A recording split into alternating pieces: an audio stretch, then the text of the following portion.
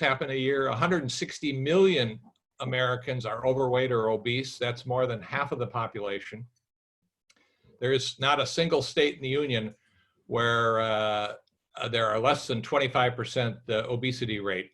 1 in 3 adults have hypertension. 40% of Americans will have or have heart disease. 40% will get cancer, and 1 in 3 seniors will die from some form of dementia or with some form of dementia. And the more interesting thing is, prior to 1900, these diseases were virtually unheard of in the United States, and they still are unheard of in primitive societies. The obesity crisis, the metabolic syndrome crisis, is actually destroying our health system. Our health system is broken primarily because of this. Last year, in 2018, we borrowed $88 billion to cover healthcare costs that weren't covered by insurance. The economic burden of type 2 diabetes is about $400 billion a year. The economic burden of cardiovascular disease is $350 billion a year. Cancer is another $100 billion a year. And 17% of our $20 trillion GDP goes for healthcare. And it's estimated by 2050, 37% of our GDP will go towards healthcare. And that's a total of $20 trillion. So this is an incredible expense to our society. Some other facts, and the facts is in quotation marks, that we've all learned and that I learned: high cholesterol equals heart disease. Calories in versus calories out means we gain weight or lose weight because of that. Type 2 diabetes is incurable. Eating fat makes you fat. Saturated fats are unhealthy. Polyunsaturated fats are healthy. Hypertension is caused by too much salt, and we ought to eat 6 to 12 servings of fruits and veggies a day and 8 to 10 servings of grains per day, and we should eat 6 small meals per day. And overweight people are that way because they lack discipline, and they won't eat less and they won't exercise more. Well, the fact of the matter is, there's strong evidence that all of these above things are incorrect. So how did we get to such an unhealthy condition? Well, it really began in 1900, but it came to a more pertinent observation back in 1955 when President Eisenhower had his first heart attack. And people started worrying a little bit about their health, because he always looked like a picture of health.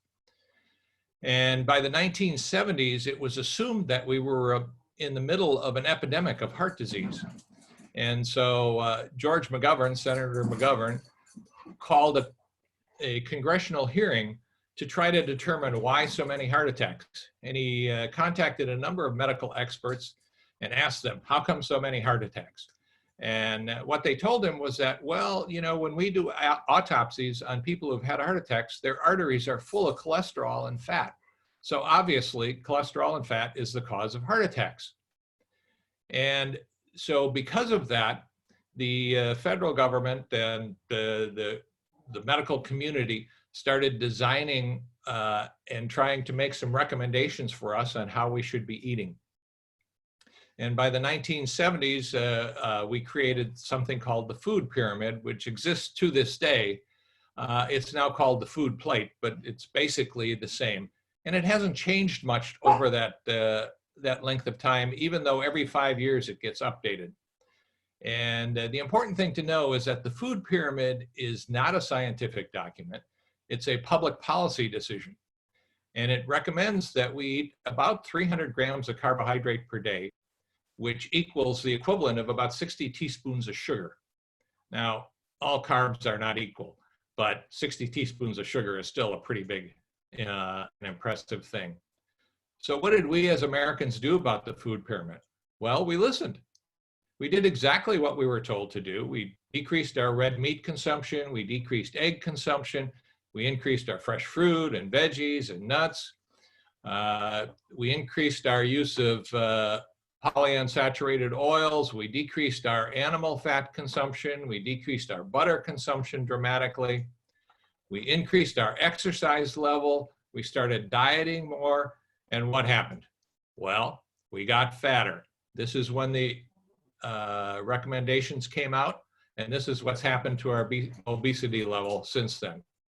And in fact, this food pyramid that we have, we exported to the rest of the world because they always think that, you know, in America, things are better and we have great science and all this kind of stuff. So now the rest of the world is working hard to assume and eat the Western diet. And what's happening to them is they are doing the same thing that we're doing. They're getting fatter and fatter, and they're getting more and more metabolic syndrome. Here's some other curves as to what's happened since the onset of this recommendation on the food pyramid. As you can see, our cancer rate has jumped dramatically. Diabetes rate has jumped dramatically. The Alzheimer's rate has jumped, and the obesity rate has jumped. And as you can see, these curves are almost all identical. They're exactly the same curve. Why the increase in metabolic syndrome? Well, this guy seems to think it's global warming, but you know, that's really not it. Here's what happened. Another identical curve, two more. This one is the amount of sugar that we consume, and this one is the amount of grain that we produce every year. And the reason this is important is because the primary carbohydrate in grain happens to be starch.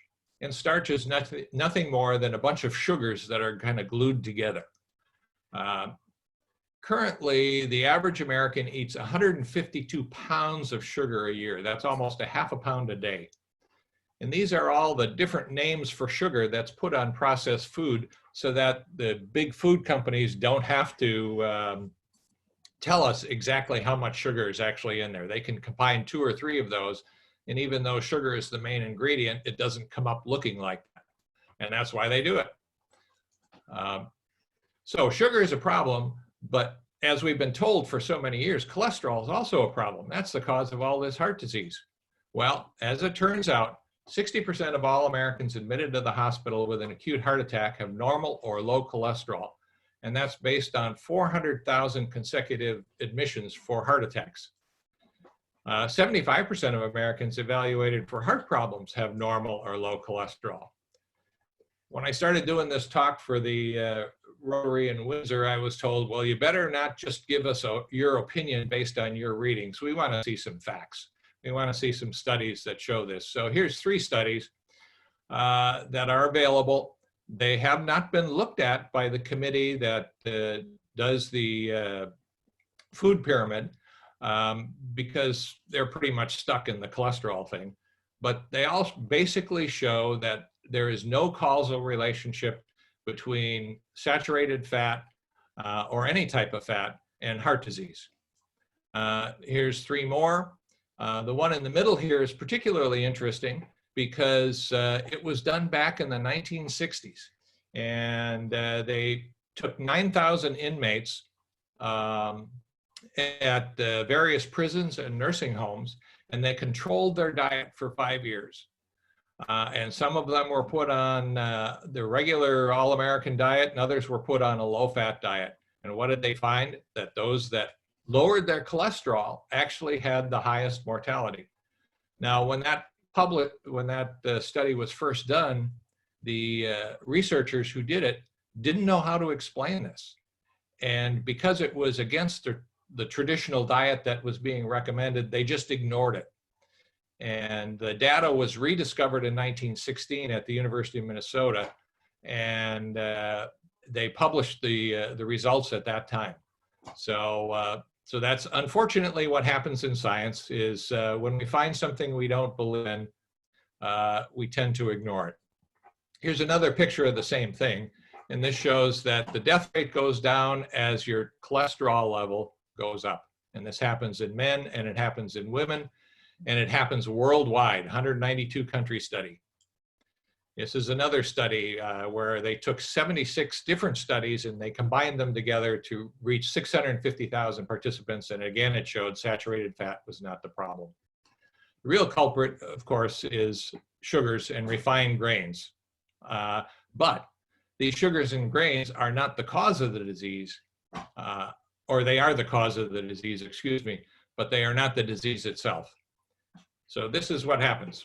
When you eat something that has carbohydrates in it, your blood sugar goes up. So your body suddenly starts putting out insulin to try to lower the blood sugar. And that's what happens. Whoops, let me go back. If you eat protein, your blood sugar goes up a little bit, so your insulin goes up a little bit, but it goes up at a much slower rate. If you're eating fat, there's hardly any bump in insulin at all. And we know that the primary job of insulin is to regulate our blood glucose level.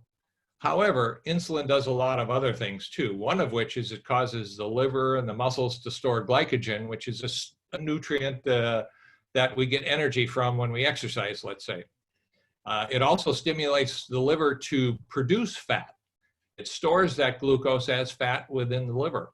It stimulates the fat cells to start depositing more fat, so fat cells get fatter. And it, most importantly, or most interestingly, it stops the total burning of fat. So when our insulin is high, we don't burn any fat at all. So this is how we build metabolic syndrome. We eat some fattening carbohydrates, we get high insulin, that causes something called insulin resistance, and that leads to obesity and the other manifestations of metabolic syndrome. Insulin resistance is the failure of our organs to respond normally to insulin. So our organs start resisting the signal that hormone insulin is trying to send. Now, resistance is normal. We develop resistance in a lot of things. For instance, if we take too many pain pills, we develop a resistance to it, and we need more and more. We develop resistance to antibiotics. When you do allergy desensitization, that's a developing resistance to the effects of the allergen.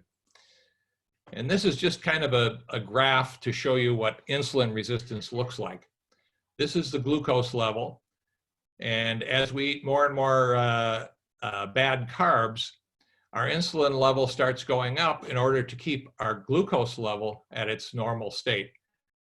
Eventually, however, when we continue doing that for a long period of time, it overwhelms our insulin capacity because of insulin resistance, and our blood sugar starts going up, and then we get diagnosed with type 2 diabetes.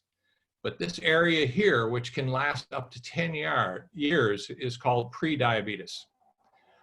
So you can have prediabetes and insulin resistance for 10 years before anybody even knows it, based on the typical lab tests that we do. Other things that happen with insulin resistance is it decreases a hormone called ghrelin, and ghrelin stimulates our satiety, so we don't feel full. It also causes something called leptin resistance. Now, leptin is another hormone that inhibits appetite. So when leptin resistance occurs, we don't inhibit our appetite. We continue to be hungry. So as this whole process goes through, it turns out that it's really the fatty liver that produces insulin resistance. And one of the more interesting things that I wanted to bring up was that fructose, which is another type of sugar, and we've all heard about high fructose corn syrup and how bad it is. Well, the reason it's bad is it doesn't raise our insulin and doesn't raise our blood sugar level. But what it does do, it goes directly to the liver, and it causes the liver to make fat. And that's why high fructose corn syrup is bad, is because it goes directly to the liver, which produces this insulin resistance. Now, high fructose corn syrup is 55% fructose. You might be interested in knowing that most fruits are about 55% fructose. So this is metabolic syndrome. These are some of the consequences of metabolic syndrome, and that's how it all happened. Now, classically in medicine, what we do is we treat symptoms. Very rarely do we end up treating diseases, particularly when it comes to metabolic syndrome. For instance, if we treat a type 2 diabetic, what do? We give them something to lower their blood sugar. If we treat somebody who's having angina, chest pain from heart disease, we give them nitroglycerin to try to reduce the symptoms. So we don't treat the disease, which is the high insulin and the insulin resistance. It is, however, possible to cure insulin resistance and therefore metabolic syndrome. And to do that, what do? You have to lower your insulin level, because insulin is miracle grow for our fat cells. If the problem is too much insulin, the solution is simple: lower your insulin. How do we do that? Well, basically, the only way you can do that is by diet. You cannot lower your insulin levels with medications because there are no medications that seem to do this. Obviously, one way to do it is by starvation or very, very low calorie diet, or in the case of people who are massively obese, bariatric surgery, which is a fat bypass surgery. You don't eat a lot of calories, so your insulin doesn't go up much, and you're lowering your insulin. You can go on something like the Atkins diet, which is a low to moderate carb diet once you get into it. In the beginning, it's a very low carb diet, but after you get into it, it's a moderate carb diet. And you have to avoid all sugars and starches. You can do something called ketogenic metabolic therapy, which is a very low carb diet. It's a high fat diet with moderate protein. Vegan diets can be done, and they can be helpful for lowering your insulin, but you have to be very careful on them. You have to not eat sugar. You have to not eat the starches with it. You have to eat whole foods and eliminate all processed foods. It's also ideal if you eliminate all your vegetable oils and limit your oils to things like olive oil, avocado oil, macadamia oil, coconut oil, and even animal fats are okay. Vegan diets also lack certain vitamins, and so vitamin supplementation is important, and that's why a lot of foods are fortified, is because we know that the grains that are in vegetables or the grains in the vegetables lack certain vitamins, or the vitamins are much more difficult to absorb when they come through that source. Hold on just a second here. My phone is ringing and I have to get rid of it. Okay, there we go. So I'm going to go through a couple of other studies here, which are kind of interesting to emphasize the effectiveness of lowering your insulin. And this was a study done just a couple of years ago. It's now about 3 years into it. They took 350 patients with type 2 diabetes, and they took 300 of them and they treated them with a low carb diet. The rest they treated normally, the way our medical system treats diabetics these days, with the standard diet recommended by the American Diet Association and medications. And what did they find? Well, these are the results at the end of the year of 1 year, but they've lasted now for up to 3 years. Those that were on the low carb diet lost about 30 pounds. 92% of them were off of insulin at the end of 1 year, and 100% were off of all of the oral meds used for type 2 diabetes. 70% had below diabetic levels of hemoglobin A1C, which is a measure of diabetes. 25% had reduction in their triglycerides, they had a 25% reduction in their triglycerides and an 18% increase in their HDL.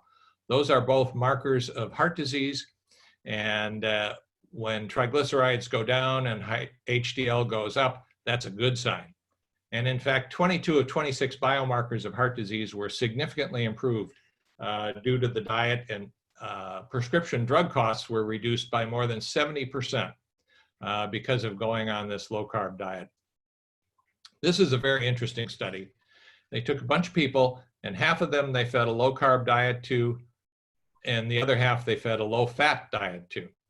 At the end of a couple of months, they reversed everything. And those that were on the low carb diet went on the high fat diet, went on the low fat diet, and everything got reversed. And the results showed that the total energy expenditure at rest was 300 calories more in the low carb group. And what they all were eating the same number of calories. The calories were measured and exactly, and each diet had the same exact number of calories. So you actually burn more calories when you eat a high-fat, low-carb diet than when you eat the low-fat, high-carb diet. And that amounts to, that 325 calories a day amounts to almost 30 pounds of weight loss a year. So that's pretty impressive. So here's what we learned. Sugar is bad. Carbs are responsible for increasing insulin secretion and causing insulin resistance. Insulin resistance induces fat accumulation and halts fat burning. Carbohydrates are required for fat accumulation, and metabolic syndrome is a hormonal disease. and it's a hormonal disease of insulin resistance. So the bottom line, here's what you ought to be doing. Eat only whole foods. Eliminate all processed foods because they're just loaded with sugar. Avoid all sugars and starches. That's a good thing. Eliminate polyunsaturated oils and trans fats. They've been associated with increasing risk of cancer and heart disease, and that's the reason you want to do this. Do not fear good fat, including saturated fat, and including animal fat, providing it comes from a healthy animal. Lose fat if you're overweight.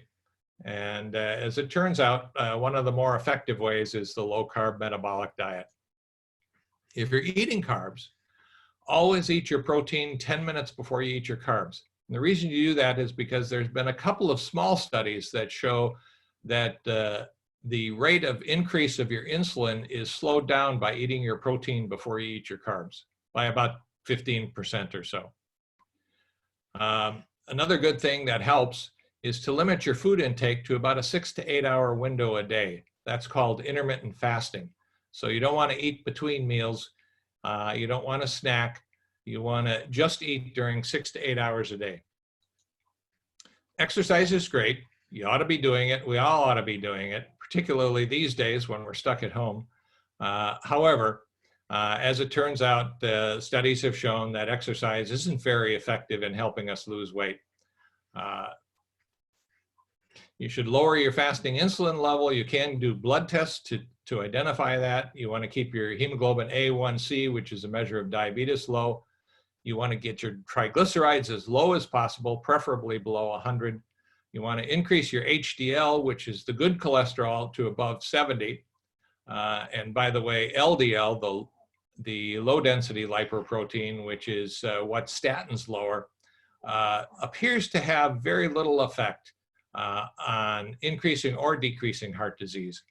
The only time statins appear to be of great value is when you've already had a previous heart attack or heart event. You want to reduce your stress in any way possible. Make sure you get 7 to 8 hours sleep. Now, these are just a few references in a reading list in case anybody is interested. Also, I'm available if somebody ever wants to call me or contact me via email. I'd even, be happy if anybody wants to learn a little bit more, to do a little private coaching or something like that. I do this for fun, and I do it because I think it's my opportunity to actually continue to help people like I did when I was being a doc. So that's basically the end of my talk, and I'd be happy to entertain any questions if anybody has any. I do. I'll go off screen sharing now, I think. Yeah. How does this relate to someone with type 1 diabetes? Type 1 diabetes is a totally different situation. In a type 1 diabetic, you cannot make insulin. And so you have to take insulin. And you have to increase your insulin levels in order to absorb food and to utilize the sugars. There are, however, a number of studies that have shown that type 1 diabetics who go on a low-carb diet will actually use a lot less insulin, number one. And the other thing that happens with type 1 diabetics is they all die about 10 years younger than the average American. And the reason they do that is because they're taking insulin, and that insulin is stimulating them to develop heart disease. That can be reversed by going on a low-carb diet. They actually live just as long as the average person if they go on a low-carb diet. Whereas if they eat the standard American diet and take the insulin and are dosing it sometimes 2 or 3 times a day or using a long-acting insulin, they will get more heart disease. So it is the nutritional guidelines that we ought to be following rather than the ones we're told to follow will be helpful to the type 1 diabetic also. Does that answer your question? Yes. Yeah. I have a question. Yeah, go ahead. What about what about fruit? If you follow Weight Watchers, which I tend to, they emphasize a lot of fruit and vegetables, not a lot of carbohydrates, and a fair amount of protein. It sounds like you're not necessarily in favor of fruits. Well, that's not, like I said in the beginning, all carbohydrates are not equal. And the fruit does have a lot of fructose in it, which is significantly bad for us. However, it also has a lot of fiber in it. And that fiber will significantly slow down the absorption of the sugars, and in some cases even prevent some of the absorption of sugars. So fruit isn't all bad, providing you're eating the whole fruit. And for instance, fruit juice is particularly bad. We feed our kids fruit juice, and that's just awful because that's just pure sugar because it lacks the fiber. So, but the best fruits to eat are things like avocados and olives, because they have very little sugar in them. And I think you should eat a lot more veggies than you eat fruit.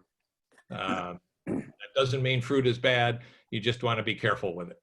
Particularly if you're insulin resistant, however, then you should try to avoid fruit. If you're not insulin resistant, then eat what you want. This isn't, and what I want people to do is know what's out there and what the facts are, and then they can make their own choices, and live any way they want to and eat anything they want to. But I would encourage people to find out whether they have any evidence of insulin resistance. And if you have any of those things like abdominal obesity or hypertension or those kinds of things, you probably do have some type of insulin resistance, and you should cut back on your fruit. So Dr. Rucci, how is your son-in-law doing? My son-in-law is doing very well. He's continuing on the diet. He's done it for a couple of years. He's lost about 40 to 50 pounds. It's kind of interesting. The more fat you eat, the more weight you lose, rather than the other way around. And that's just because the carbs cause us to deposit fat. But he's doing very well. He's was training to be an MMA fighter. And that's what got him into all this. And he exercises a lot regularly, and he's doing well. Good. What is the relationship between low glycemic and high glycemic? Would that get you this diet? Would that get you to the same point that you're talking about? Well, yes, you want to eat low glycemic foods. Glycemic index is a measure of how much your food will elevate your blood glucose level. So things that are high in very simple sugars will elevate your blood glucose level pretty rapidly and pretty high and quite quickly. Things that have a low glycemic index may have a low glycemic index because they have very little sugar in them, or they may have it because they have a lot of fiber in it. And the fiber will actually slow down the absorption of the glucose. And when we slow down the absorption, we produce less insulin. So you want to eat low glycemic foods, and that's a good thing. But still, if you have metabolic syndrome or some of the manifestations of it, you want to be very careful with any kind of high carbohydrate food. Yeah, thanks. So you would then recommend more of an Atkins approach to a Weight Watchers or a Jenny Craig or any of the major diets? Yes and no. I think that what you do is you do what works for you. Okay, if you find Weight Watchers to be very effective and you can keep your weight down and you don't have diabetes and your health is otherwise good, then that's perfect for you. If you are having trouble, my preferred diet for people who want to do things aggressively, okay, we'll put it aggressively, is the ketogenic diet. That's a very limiting diet because it limits your carbohydrates significantly to 20 grams a day. It's also a high-fat diet, which fills you up. It's associated with quite a bit of weight loss, And I've been doing it for about a year, and I find it very easy to stick to. But some people can't function without having a piece of bread now and then, or some of those apples and oranges and things like that. And so, if you can't do that, then you want to go with one of the other ones that works for you. But it has to work, and you have to make it a lifestyle. You can't just do these diets for 6 months or 3 months and then expect to go back to the normal standard American diet, which is, as you can see, very unhealthy. Thank you. Are you are you familiar with the book Fit for Life, which advocates separating protein, carbohydrate, and fat during not eating them together? I'm not particularly familiar with the book. I've heard talks about this and things like that. Quite honestly, I'm not convinced that it makes a whole lot of difference whether you eat things separately or whether you mix things together. That being said, the one article that I did present that shows that if you eat your protein first, it does make a difference. So who am I to say that that's not proper? Go right ahead and do it. I don't see any harm in it. I don't think it's as valuable as it might seem, but it does probably have some value. Thank you. That's just my guess. Okay, well, thank you, Dr. Mucci. Thank you for being available to people if they want to email you or ask questions later or stay after we finish up on the meeting. I know I could use some of that.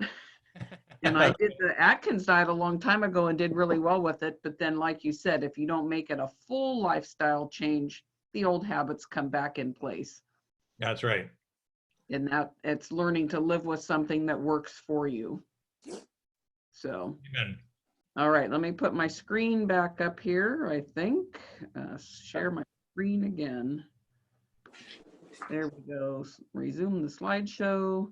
There we go. And Michael, who was our 10th person today? The lucky number 10 was Michael Cook.